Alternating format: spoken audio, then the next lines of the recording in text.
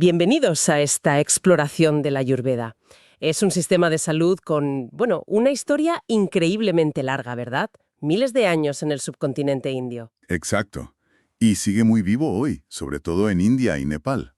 Y el nombre en sí ya nos dice mucho, ¿no? Ayurveda. Sí, viene del sánscrito.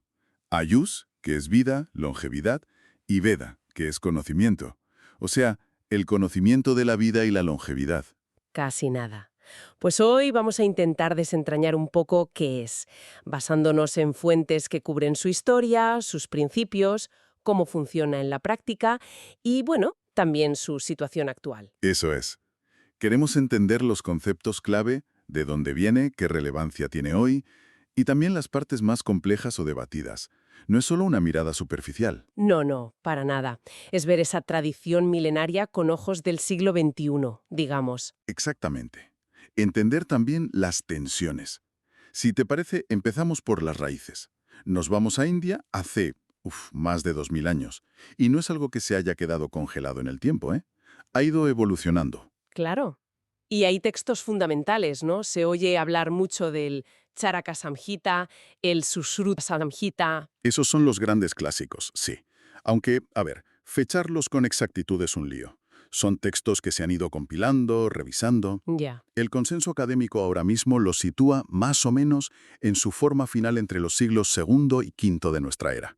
Pero la tradición, bueno, a veces los lleva mucho más atrás, a figuras casi legendarias. Lo típico con el saber antiguo, que a menudo tiene ese origen como divino, ¿no?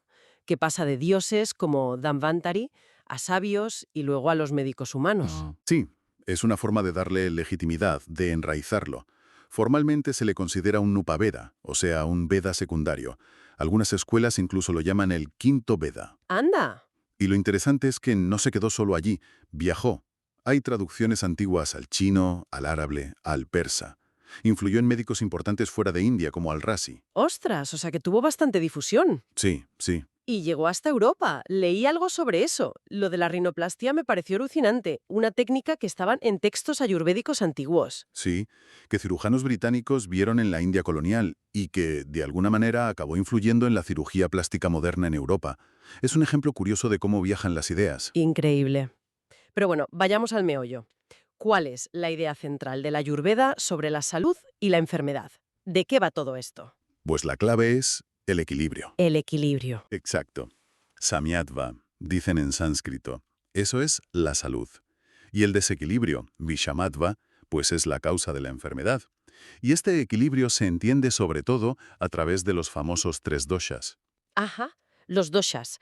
Vata, Pitta y Kapha. Los hemos oído nombrar 1000 veces. Pero, ¿qué son exactamente? ¿Son como los humores de la medicina griega antigua? ¿O no tiene nada que ver? Bueno, a ver, hay alguna similitud superficial, pero el concepto es diferente.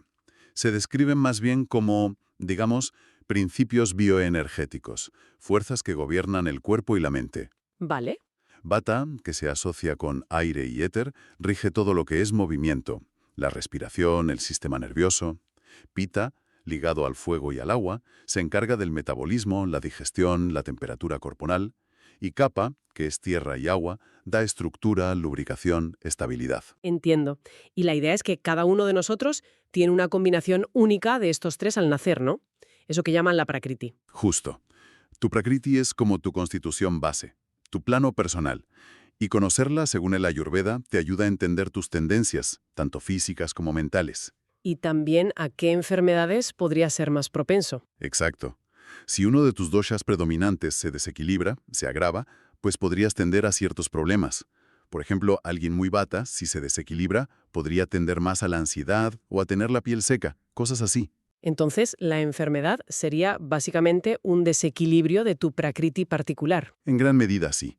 El tratamiento ayurvédico busca identificar ese desequilibrio actual, que llaman Vikriti, y ayudarte a volver a tu equilibrio natural, a tu Prakriti. Vale. Y todo esto, a su vez, se basa en la idea de que los propios doshas están formados por los 5 elementos clásicos: tierra, agua, fuego, aire y éter, los Panchamahabhuta, que según esta visión componen todo lo que existe. Uf, es un marco conceptual muy distinto al nuestro, al de la biomedicina occidental. Hay otro término que también suena mucho, ama. ¿Qué es eso? Ah, ama. Es fundamental para entender cómo ven la enfermedad. Se traduce como crudo o no digerido. Imagínatelo como un residuo pegajoso, tóxico, que se forma si la digestión no va bien o si el metabolismo es deficiente.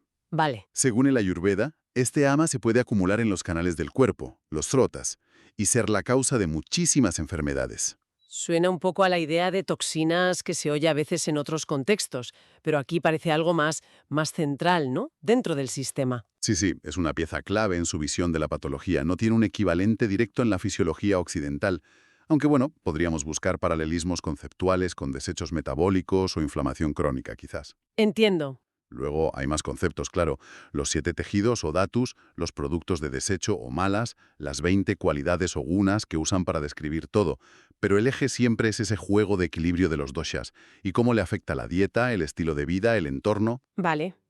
¿Y todo esto cómo se lleva a la práctica? O sea, ¿cómo diagnostican y qué tipo de tratamientos usan? Pues el diagnóstico es muy sensorial, muy holístico. Usan lo que llaman las 8 vías. Miran el pulso, nadi, la lengua, jitva, escuchan la voz, observan la apariencia general, akruti. Incluso analizan la orina y las heces. Pero todo interpretado en clave de doshas, claro. Buscan entender el patrón de desequilibrio de esa persona en concreto. Y los tratamientos.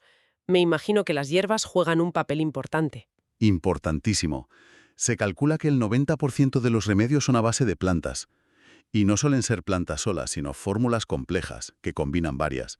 Seguro que te suenan trifalá, ashwagandha, tulsi. Sí, algunas sí. Ashwagandha ahora está muy de moda, ¿no? Sí, se ha popularizado mucho. Pero no solo usan plantas. Las fuentes que hemos visto mencionan también minerales, metales, una práctica llamada Rasa Shastra. Y aquí es donde la cosa se pone un poco más delicada, ¿no? Desde una perspectiva moderna. Exacto. El Rashashastra es una rama muy especializada que usa metales como plomo, mercurio, arsénico, oro y minerales como el azufre. Pero la teoría es que los procesan muchísimo, con unos métodos que llaman samskaras o shodhanas. ¿Para purificarlos o algo así? Eso dicen. Para purificarlos y hacerlos terapéuticos en dosis muy pequeñas, en forma de basmas, que son como cenizas. La idea es que así sean seguros y eficaces.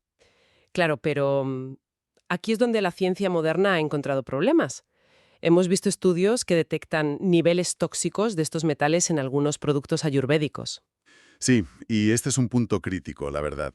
Hay varios estudios publicados en revistas científicas serias a lo largo de los años, desde los 90 hasta hace muy poco, en 2022, que han encontrado niveles peligrosos de plomo, mercurio o arsénico en un porcentaje, bueno, no despreciable, de remedios ayurvédicos. ¿Y de qué porcentaje hablamos? Recuerdo cifras preocupantes en algunos estudios. Un 20% en uno, o incluso más en otros casos.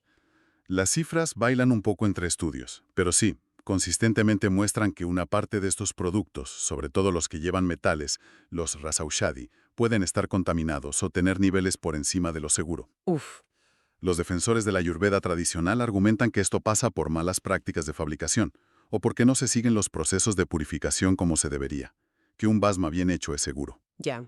Pero la realidad es que ha habido casos documentados de intoxicación grave, y esto ha llevado alertas sanitarias a que la FDA en Estados Unidos pusiera restricciones a la importación de algunos productos. Es un tema muy serio. Desde luego, es un choque fuerte entre una práctica tradicional y los estándares de seguridad actuales. Bueno, aparte de hierbas y metales, ¿qué otras cosas incluye la Ayurveda? Pues muchísimas, dietas personalizadas según tu dosha, meditación, yoga, ejercicio físico. También los masajes con aceites medicados como el Abhyanga, técnicas como el Shirodhara, Ah, sí, eso que se ve a veces el chorrito de aceite en la frente. ese mismo, o el oil pulling, el enjuague bucal con aceite. Dan mucha importancia a la higiene diaria, la dinacharya, que incluye cosas como limpiarse la lengua. Y luego están los procedimientos de purificación más profundos, como el panchakarma. El panchakarma. Suena intenso. ¿Qué es? Son como 5 acciones, 5 procedimientos seguidos que buscan una desintoxicación profunda para eliminar ese ama acumulado del que hablábamos y reequilibrar los doshas. Incluye cosas como vómitos terapéuticos, purgas, enemas, vamos, que se hacen bajo supervisión y es un tratamiento más potente. Ya veo. Y leí también que en algunos textos históricos se mencionaba el uso de opio purificado o de cannabis. Sí, aparecen en textos más tardíos, como el Shangadhara Samhita, allá por los siglos XIII-XIV, para usos muy concretos, diarrea, dolor, como afrodisíacos, forma parte de la historia de su farmacopea, aunque no es algo central en la práctica actual más común, digamos. Entendido. Antes mencionamos la rinoplastia. ¿La cirugía era importante en el Ayurveda original? Sí, bastante. El Salya Tantra, la cirugía, era una de las 8 ramas clásicas, las Ashtanga. Los textos antiguos describen cosas sorprendentes para la época. Operar cataratas, sacar cálculos, tratar fracturas, fístulas, incluso cesáreas, según algunos autores. ¡Ostras! Sí, sí. Lo que pasa es que en la práctica actual, sobre todo la que ha llegado a Occidente, el énfasis en la cirugía ayurvédica es mucho menor. Se centra más en lo otro. Vale. ¿Y cómo está la Ayurveda hoy en día? Porque en India y Nepal sigue siendo masivo, ¿no? Muchísimo. Las fuentes hablan de que hasta un 80% de la población lo usa de alguna manera, y está muy institucionalizado. En India tienen un ministerio específico, el de Ayush: Ayurveda, Yoga, Naturopatía, Unani, Siddha, Homeopatía. Tienen consejos que lo regulan, facultades que dan títulos universitarios oficiales, el BAMS, centros de investigación. O sea que está integrado en el sistema. Sí, totalmente. Tienen hasta una biblioteca digital de conocimiento tradicional para protegerlo de la biopiratería. Y en Nepal y Sri Lanka pasa algo parecido. Tienen sus propias estructuras y una tradición muy fuerte también. ¿Y fuera de Asia? ¿Cómo se ve en Occidente? Pues llegó con fuerza sobre todo a partir de los años 60-70, muchas veces de la mano de movimientos de medicina alternativa, de espiritualidad. Hubo figuras como Baba Haridas o el Maharishi con su Maharishi Ayurveda, que lo popularizaron mucho. Y hoy, bueno, encuentras practicantes y productos en casi todas partes. Pero el estatus legal y la aceptación no son iguales en todos sitios, ¿no? Para nada. En Estados Unidos, por ejemplo, no está regulado como sistema médico, y organismos como el NCCIH, el Centro Nacional para la Salud Complementaria e Integrativa, insisten en que falta evidencia científica sólida para muchas de sus afirmaciones, y vuelven a sacar el tema de los metales pesados. Pero aún así lo usa mucha gente allí.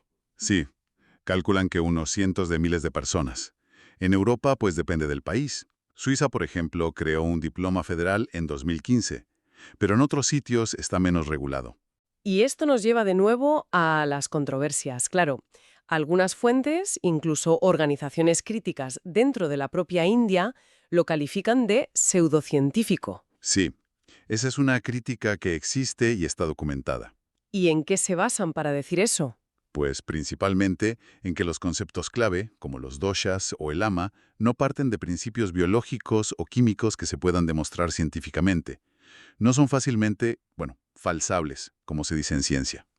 Argumentan que mucha de la investigación que se ha hecho sobre Ayurveda no cumple los estándares de rigor metodológico que se exigen hoy, como los ensayos clínicos controlados y aleatorizados. Vale.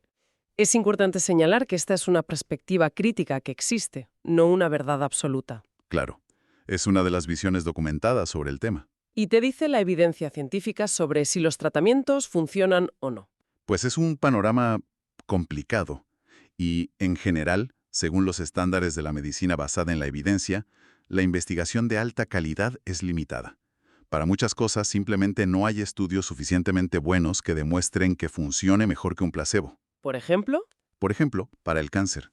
Organizaciones como Cancer Research UK dicen claramente que no hay evidencia de que la Ayurveda cure el cáncer, que algunas terapias quizá ayuden con los síntomas o la calidad de vida, pero ojo con las posibles interacciones o los tóxicos. ya. Una revisión sobre enfermedad cardiovascular concluyó que la evidencia no era convincente. Sí que hay investigaciones prometedoras sobre hierbas concretas en laboratorio o en estudios pequeños, pero falta dar el salto a pruebas clínicas grandes y bien diseñadas en humanos para muchas aplicaciones. Entendido. Así que, resumiendo un poco, tenemos un sistema con una historia larguísima, un marco teórico propio muy interesante sobre el equilibrio, la individualidad, los doshas, la prakriti, un enfoque que mira a la persona entera, mente y cuerpo. Sí, y que usa sobre todo remedios naturales, principalmente plantas. Exacto. Pero al mismo tiempo nos topamos con preguntas importantes desde la ciencia actual sobre si sus principios se sostienen, si los tratamientos son realmente eficaces, y con preocupaciones muy serias y documentadas sobre la seguridad de algunas preparaciones, sobre todo las que llevan metales, lo del Rasa Shastra. Si tuviéramos que quedarnos con las ideas clave de todo esto. Pues yo diría, 1. Esa idea central del equilibrio individualizado a través de los doshas y la prakriti. 2. El enfoque holístico de verdad, que integra todo. 3. La variedad de prácticas que tiene, dieta, hierbas, meditación, masajes. Y 4. Esa tensión fundamental que vemos hoy entre una tradición ancestral, que sigue siendo súper popular, y las exigencias de la ciencia moderna en cuanto a pruebas y seguridad. El tema de los metales pesados es el ejemplo más claro de esa tensión. Queda claro que es un mundo complejo y lleno de matices. Para terminar, como siempre, una reflexión final. Pues mira, pensando en todo esto, en esa mezcla de sabiduría antigua, uso popular masivo y a la vez esas preocupaciones reales sobre la evidencia y la seguridad. ¿Cómo podría ser una relación más constructiva en el futuro entre sistemas como la Ayurveda y la biomedicina? ¿Es posible una integración que sea respetuosa pero también crítica? No sé, es algo para darle vueltas.